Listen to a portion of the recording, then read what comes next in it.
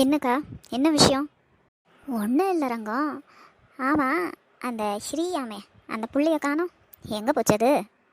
ஸ்ரீ வீட்டில் இல்லையா? எங்கே போனா? யாருக்கு தெரியும்? என்கிட்ட நான் சொல்லிட்டா போறா. இந்த வீட்டில் என்னை யார் மதிக்கிறாங்க? இங்கே தான் ரூமில் எங்கேயாச்சும் இருக்குவாக்கா. அவள் என்கிட்ட சொல்லாமல் எங்கேயும் போக மாட்டா.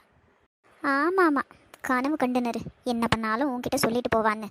நீ ஒரு பைத்தியக்காரி. அவள் வீட்லேயே இல்லை. எங்க காலேஜ் போயிருக்காளா? அப்படியே படித்து கிழிச்சிட்டாலும் அது கூட இல்லை. சரிக்கா, உனக்கு தெரியும்னு நினைக்கிறேன். எங்கே தான் போயிருக்கா சொல்லு. இங்கே பாரு, நான் இந்த விஷயத்த சொல்கிறேன்னு நீ தப்பாக நினச்சிக்காத. இப்போ நம்ம கிருத்திகா மாசமாக இருக்கா. கூட மாட இருந்து ஒத்தாசையாக இருந்தா நல்லா இருக்கும்ல. உன் மருமகளே எவ்வளோ தான் வேலை செய்வா, அவளுக்கே உடம்பு சரியில்லை. இந்த நேரத்தில் அவங்க அப்பா வீட்டுக்கு போயிருக்கா. இதெல்லாம் நியாயமா? நீயே சொல்லு. இதை நம்ம எப்படி எடுத்துக்கிறது? இந்த நேரத்தில் எதுக்கு போனோம்? இத்தனை நாள் இருந்துச்சு. இத்தனை நாளில் அவங்க அப்பா வீட்டுக்கு தாராளமாக போயிட்டு வந்திருக்கலாம் தானே. நம்ம யாரும் வேண்டான்னு சொல்லியிருக்க மாட்டோம். அவங்க அப்பா வீட்டுக்கு போயிருக்காளா? ஆமாம், அவங்க அப்பா வீட்டுக்கு தான் போயிருக்கா. இப்போ நான் சொன்னதில் ஏதாச்சும் தப்பு இருக்கா? நீயே சொல்லு. எனக்கு தெரியலக்கா, அவள் வரட்டும், நான் கேட்குறேன். என்ன பெரிய பாட்டி, போட்டு கொடுக்க வேண்டியதெல்லாம் போட்டு கொடுத்தாச்சா? வந்த வேலை நல்லபடியாக முடிஞ்சிருக்குமே.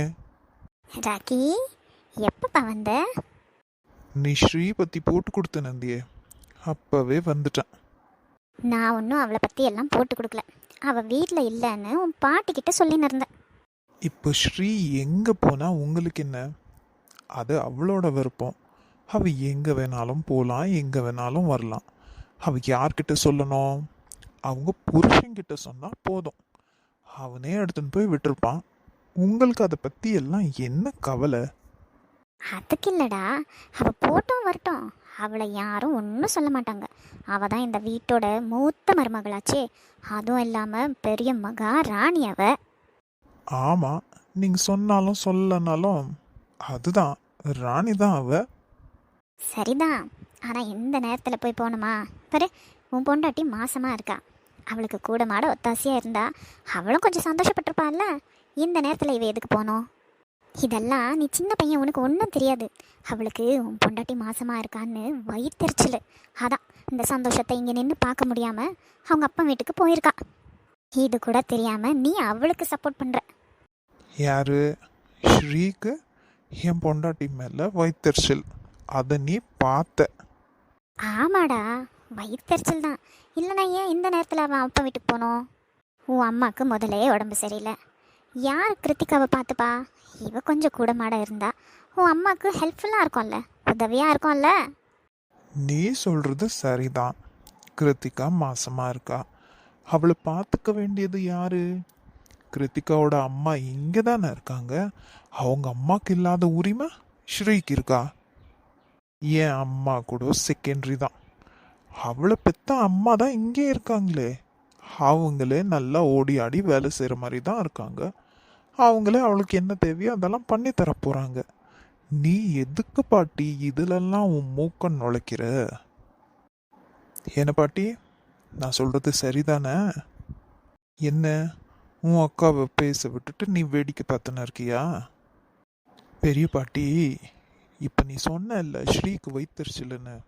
அவளுக்கு வைத்தறிச்சல் இல்லை, உன்னுக்கு தான் அந்த ஸ்ரீ மேலே வைத்தறிச்சல்.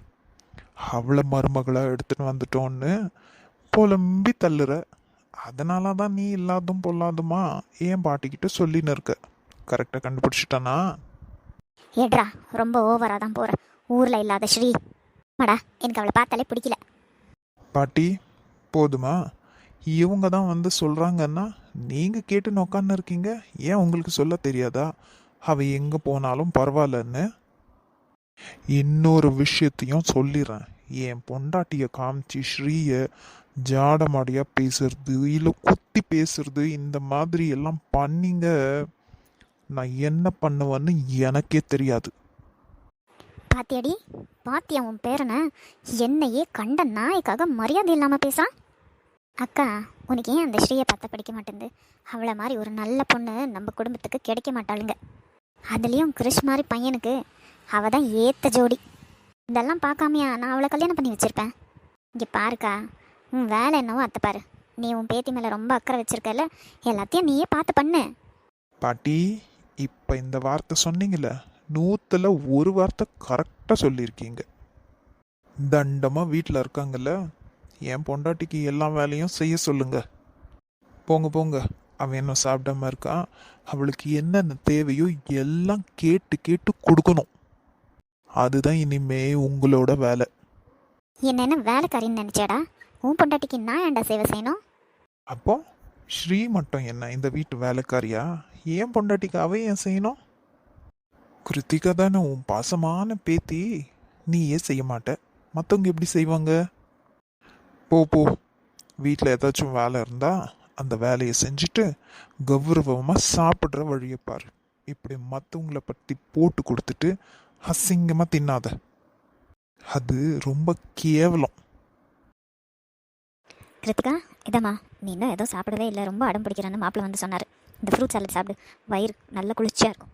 இது சாப்பிட்டு ஒரு 10 நிமிஷம் ஆகட்டும். உனக்கு தோசை இல்லைனா இட்லி எது வேணும்னு சொல்லு, நான் எடுத்துகிட்டு வரேன். உனக்கு வெக்கமே இல்லையா? சொல்லு, உனக்கு வெக்கமே இல்லையா? நான் உன்னை துரத்தி அடிக்கிறேன், மறுபடியும் மறுபடியும் என் முன்னாடியே வந்து நிற்கிறியே. நீ என்ன செஞ்சாலும் நான் இப்படி தாண்டி வருவேன். ஏன்னா நான் உன்னை பெத்தவ, அப்படியே உன்னை விட்டுட்டு போயிட முடியாது. ஓஹோ, என்ன பெத்தவன்றது இப்போதான் ஞாபகத்துக்கு வருது, அப்படி தானே? எப்பவுமே ஞாபகத்தில் இருக்கு. அதால தான் நீ அடிச்சு துரத்தினாலும் உன் பின்னாடியே வந்து நிற்கேன். அதான் உன் பிளான் எல்லாம் சக்ஸஸ் ஆயிடுச்சுல்ல, அப்புறம் என்ன என் பின்னாடி இருக்கிற? இந்த குழந்தைய வச்சு இந்த சொத்தை அடிக்கலான்னு பிளான் பண்ணுறியா? கிருத்திகா, வா இருக்குன்னு ஓவராக பேசாத. எல்லாத்துக்கும் ஒரு லிமிட் இருக்கு. உன்னை பற்றி எனக்கு நல்லா தெரியும். அதால தான் நீ என்ன நினைக்கிறியோ அதை கரெக்டாக சொல்கிறேன். நீ ஏன் இங்கேயே சுற்றி சுற்றி இருக்க? உன் புருஷன் வீட்டுக்கு போக வேண்டியது தானே? உனக்கு இங்கே என்ன வேலை? என் பொண்ணு மாசமாக இருக்கா, நான் இங்கே இல்லாமல் வேற எங்கே இருப்பேன்? வேறு இடத்துலலாம் பொண்ணு மாசமாக இருந்தா அம்மாங்க என்ன வீட்டில் வந்து உக்காந்துக்கிறாங்களா என்ன? வேறு இடத்துல வரமாட்டாங்க. இது என் அண்ணன் வீடுடி, நீ என்ன கேட்குறது? உன் அண்ணன் வீடாக இருக்கலாம், ஆனால் இது இப்போ என் புருஷன் வீடு. நீ இங்கே இருக்கிறது எனக்கு சுத்தமாக பிடிக்கல. இப்படி என் கண்ணு முன்னாடியே வந்து என்னை டென்ஷன் ஆக்குற. நீ கொடுக்குற சாப்பாடு எனக்கு பிடிக்கல. உன் கையால் நான் ஒரு வாய் சாப்பாடு கூட சாப்பிட விரும்பலை. உன்னை பார்க்க பார்க்க எனக்கு ஆத்திரம் தான் வருது. என்னடி ரொம்ப ஓவராக தான் பேசுகிற? நீயும் புருஷனும் சந்தோஷமாக தானே இருக்கீங்க. என்னால் உன் வாழ்க்கை எந்த விதத்தில் கெட்டு போச்சு? உன் புருஷன் இன்னும் உன் மேலே அதிகமான பாசத்தோடு தானே இருக்கிறான். அப்புறமா என்ன? இல்லை இந்த வீட்டில் தான் உனக்கு மாமியார் தொல்லை இருக்கா? யார் உனக்கு என்ன தொல்லை பண்ணா? எனக்கு எந்த தொல்லையும் இல்லை, ஆனால் நான் உன்னை பார்க்கக்கூடாது, அவ்வளவுதான். ஏன் முன்னாடி வந்துடாத. முதல்ல இங்கேருந்து போ. நீ கொண்டு வந்திருக்கே, இது எனக்கு விஷம். இந்த விஷத்தை இங்கேருந்து முதல்ல எடுத்துகிட்டு போ. போ, இங்கேருந்து போ. என் கண்ணு முன்னாடி நிற்காத, போயிடு.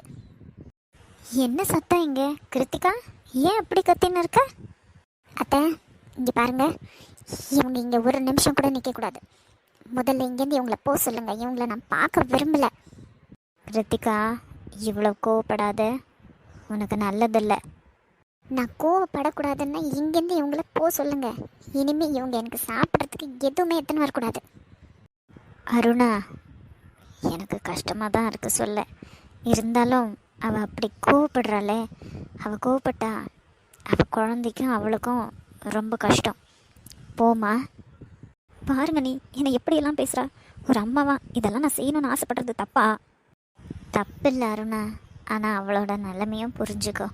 அவள் தான் அவ்வளோ கோவப்படுறாள். அவள் மனசு மாறத்துக்கு நேரம் கொடு, எல்லாம் சரியாயிடும். போமா, நீ போ, நான் அவளை சாப்பிட வைக்கிறேன்.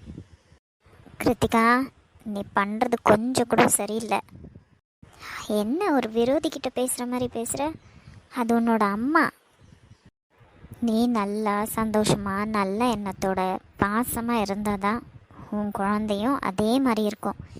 இப்படி நீ எல்லார் மேலேயும் வெறுப்பாக இருந்தால் உன் குழந்தையும் அப்படி தான் இருக்கும். முக்கியமாக உன் மேலே ரொம்ப வெறுப்பாக இருக்கும். உன் குழந்தை உன்னை வெறுக்கணுமா? இல்லைத்த, என்னால் அவங்கள மன்னிக்கவே முடியல. சரி விடு, நடந்தது நடந்து போச்சு. இப்போ யாராலையும் மாற்ற முடியாது. உனக்கு அமைஞ்சிருக்கிற வாழ்க்கையை சந்தோஷமாக நீ இனிமேல் எப்படி எடுத்துகிட்டு போகிறன்னு உன் கையில் தான் இருக்குது. உங்கள் அம்மாவை மட்டும் கொத்த சொல்லி ஒரு பிரயோஜனமும் இல்லை. உங்கள் அம்மா ஏன் இப்படி ஆனாங்க அதை யோசிச்சியா? உங்கள் அப்பாவோட கையில் ஆகாத தனம், அதால தான் அவங்க இப்படி இருக்கிறாங்க. நீ எவ்வளவு அடித்து விரட்டினாலும் உன்னையே சுற்றி சுற்றி வராங்க. ஆனால் உங்கள் அப்பா நீ என்ன ஆன ஏதான ஏதாச்சும் விசாரிச்சாங்களா? வந்து பார்த்தாங்களா? உன்னை பற்றி அக்கறை இருந்தா இப்படியா இருந்திருப்பாங்க? கிருத்திகா, நம்ம பார்க்குற கண்ணோட்டத்தில் தான் எல்லாமே இருக்குது. நீ இவ்வளவு திட்டியும் அவங்க உன்னையே சுற்றி சுற்றி வராங்கன்னா என்ன அர்த்தம்? அவங்களுக்கு போகிறதுக்கு வேறு இடம் இல்லைன்னா? 1000 தான் இருந்தாலும் அவங்களும் தப்பு பண்ணியிருக்காங்க. அந்த குற்ற உணர்ச்சி தான். உன் லைஃப் நல்லபடியாக இருக்கணுன்ற ஒரு எண்ணம் தான். அதை அவங்க பார்த்து சந்தோஷப்படணுன்னு தான். அப்பனா அவங்க செஞ்சது எல்லாம் சரியா? அப்போது நீ செஞ்சதெல்லாம் சரியா? அவங்களால தானே நான் செஞ்சேன். அவங்க செய்ய சொன்னாங்க. உனக்கு புத்தி இல்லை? நீ நல்லா படித்த பொண்ணு தானே, உனக்கு எல்லா விவரமும் தெரியும் தானே. தெரிஞ்சே ஏன் பண்ண? ஏன்னா உனக்கும் ராக்கி மேலே ஆசை, அப்படி தானே? இப்போ நான் எது சரி எது தப்புன்னு சொல்லலை, ஆனால் நீயும் அதில் துணை போயிருக்க. அதனால் அவங்கள மட்டும் கோவப்படுறதுல என்ன நியாயம் இருக்குது? கொஞ்சம் கொஞ்சமாக உன் மனசை நீ மாற்றிக்கோ. அவங்கக்கிட்ட அப்படி பேசாத.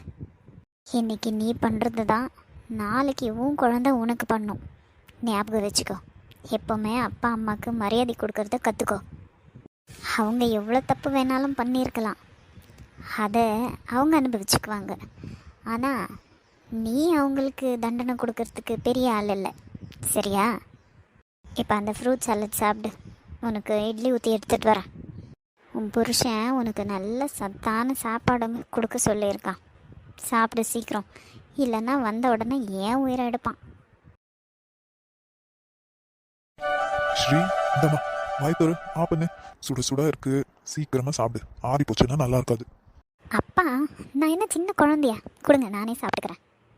ஏன் பொண்ணு எனக்கு என்னைக்குமே சின்ன குழந்தை தான். என்னைக்குமே வா? எப்பவுமே தான். எனக்கு பாப்பா வந்துச்சுன்னா? உனக்கு பாப்பா வந்தாலும் நீ தான் எனக்கு பாப்பா. எனக்கு வெள்ளை முடி வந்துருச்சுன்னா?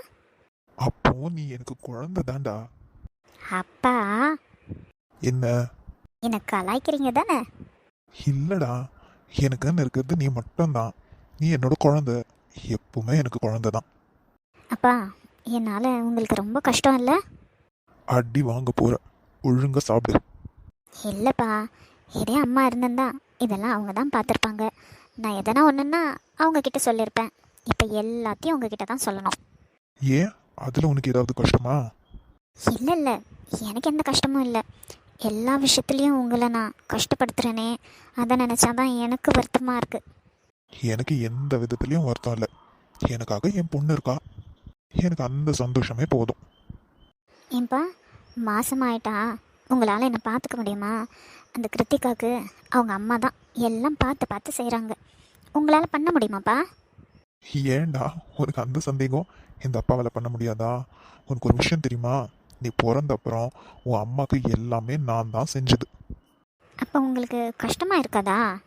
இதில் எனக்கு என்னடா கஷ்டம் இருக்குது? என் பொண்ணுக்காக, இல்லை என் பேரனோ பேத்தியோ, எல்லாம் என் சொந்தம், என் ரத்தம், இவங்களுக்கெல்லாம் செய்யறதுல எனக்கு ரொம்ப சந்தோஷம்டா. அப்போது நான் ப்ரெக்னென்ட் ஆன உடனே இங்கே வந்துட்டா? இப்போ இப்படி தான் சொல்லுவேன், ஆனால் அப்புறமா உன் புருஷனை விட்டு வரவே மாட்டேன். அதெல்லாம் ஒன்றும் இல்லை, நான் வந்துடுவேன். உங்கள் அம்மாவும் இப்படி தான் சொல்லின்னு இருந்தா. ஆனால் மாசமானான்னு தெரிஞ்ச உடனே என்னை விட்டுட்டு போகவே இல்லை. என்னை விட்டுட்டு போகவே மாட்டேன்னு சொன்னான். ஆனால் நம்ம 2 பேரையும் விட்டுட்டு ஒரேடியாக போயிட்டா. அப்பா, வருத்தப்படாதீங்கப்பா, எனக்கு அழுகையாக வருது. ஒன்றும் இல்லைடா, ஒன்றும் இல்லை. சும்மா அப்பாவுக்கு அம்மா ஞாபகம் வந்துருச்சு, அவ்வளோதான். இந்தா நீ சாப்பிடு, ஆப்பண்ணு.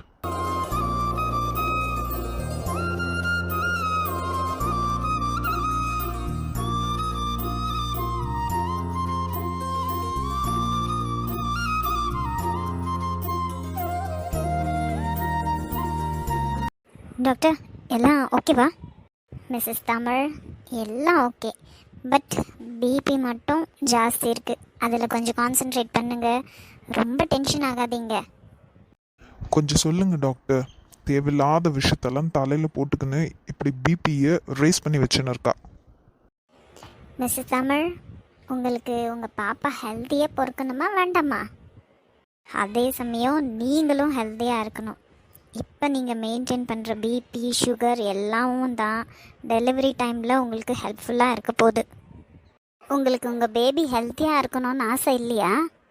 நல்லா கேளுங்க டாக்டர், நான் எவ்வளவு சொன்னாலும் கேட்க மாட்டேன்றா. இந்த மாதிரி நேரத்துலலாம் அதிகமான டேப்லெட்ஸ் எடுக்கக்கூடாது. நீங்கள் தான் எல்லாமே பார்த்து நடந்துக்கணும். ஓவராகவும் சாப்பிடக்கூடாது, சாப்பிடாமையும் இருக்கக்கூடாது. டயட் மெயின்டைன் பண்ணுறேன்னு இந்த டைம்லலாம் கிளம்பிடாதீங்க. வெயிட் போட்டாலும் எந்த பிரச்சனையும் இல்லை. ஹெல்த் கான்ஷியஸ் எல்லாம் எதுவும் இல்லை டாக்டர், வெறும் டென்ஷன் தான். எதுக்கு எடுத்தாலும் கோவப்படுறா. நல்ல அமைதியான இடத்துக்கு போங்க, வாக்கிங் போங்க, உங்களுக்கு ரெஃப்ரெஷிங் ஆகிற மாதிரி பாட்டு கேளுங்க.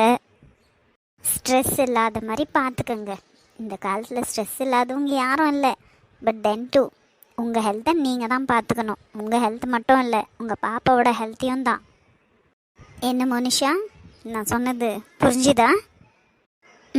Okay doctor. மற்றபடி baby is perfect. Thank you doctor, thank you so much. It's okay Tamil. Next visit எப்போன்னு அந்த ஃபைல்லே எழுதியிருக்கேன். அந்த டேட்டில் வந்தால் போதும். Okay doctor.